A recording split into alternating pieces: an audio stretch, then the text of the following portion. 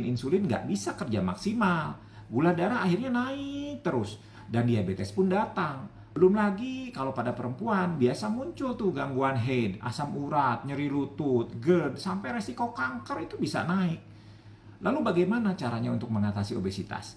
Jawabannya bukan cuman kurangi makan, banyakin gerak. Kalau sesederhana itu, semua orang sudah kurus dari dulu. Menangani obesitas itu kayak jadi detektif kesehatan. Kita harus cari tahu akar masalahnya itu apa. Apakah pasien punya riwayat keluarga dengan obesitas? Apakah dia makan dalam kondisi emosional? Apakah dia tidak punya waktu untuk olahraga karena kerja 12 jam sehari? Pasien kadang merasa makanannya itu biasa aja. Tapi pas ditanya detail, ternyata sarapannya nasi uduk, siangnya mie ayam plus teh manis, malamnya martabak telur sambil scroll TikTok. Cemilannya keripik singkong rasa balado dan boba 2 kali seminggu. Jadi biasa aja versi siapa ini? Ada juga makanan-makanan yang menjebak. Salad misalnya, tapi pakai dressing creamy dan topping keju. Roti gandum misalnya, tapi dilapisi selai coklat yang tebal. Kopi susu, tapi gulanya cukup buat 1 RT. Jadi ya niatnya sehat, tapi hasilnya malah kena jebakan. Terus soal aktivitas gimana? Banyak dari kita itu hidup sedentari.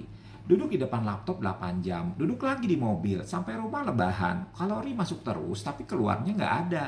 Lemak cuma numpuk nunggu pensiun. Memang ya ada faktor genetik, tapi gen itu bukan vonis, dia cuma kasih bekal awal. Gaya hiduplah yang memutuskan apakah gen itu diaktifkan atau diabaikan.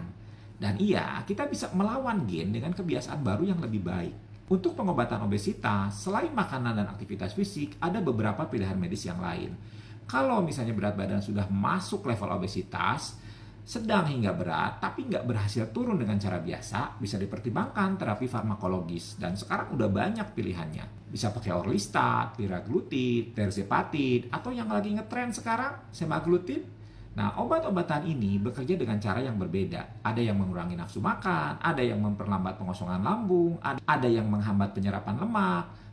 Tapi semua ini harus dengan pengawasan dokter, bukan dibeli online sembarangan. Bila masih gagal, opsi terakhir adalah terapi bedah, seperti misalnya bariatric surgery, di mana kita melakukan operasi untuk mengecilkan lambung.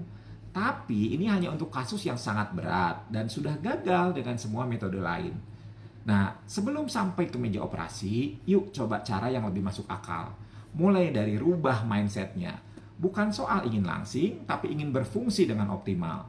Bisa naik tangga tanpa ngos-ngosan, bisa duduk sila tanpa pegal, bisa kerja tanpa ngantuk seharian. Jangan tunggu semua indikator rusak baru mau berubah.